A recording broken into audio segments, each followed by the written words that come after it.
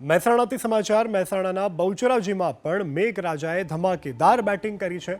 બહુચરાજીની સાથે સાથે સંખલપુર, સાપાવાડા, સુરપુરા, વેણપુરા, આદિવાડા, કાલરી, ગણેશપુરા સહિતના ગામડાઓમાં ધોધમાર વરસાદ પડ્યો છે।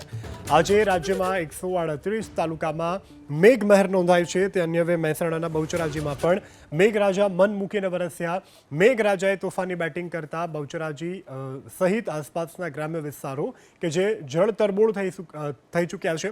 આ સાથે સંખલપુર, સાપાવાડા, સુરપુરા, વેણપુરા, આદિવાડા, કાલરી, ગણેશપુરા સહિતના ગામડાઓમાં પણ મેઘરાજા મન મૂકી વરસ્યા।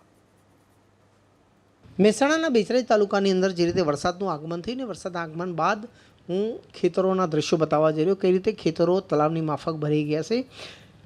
વરસાદના આગમન થતાં ખેડૂતોમાં ખુશી જોવા મળે છે, કારણ કે જે રીતે લગાતાર વરસાદ વરસી રહ્યો છે તેના કારણે ખેડૂતો ખુશ છે।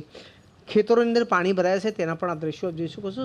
બહુચરાજીના સંખલપુર પાસેના આ ખેતરો છે જ્યાં હાલ તમામ ખેતરો પાણીથી ભરાઈ ગયા છે। ક્યાંક ને ક્યાંક ખેતરોમાં પાણી ભરાતા ખેડૂતોમાં ખુશી જોવા મળે છે, કારણ કે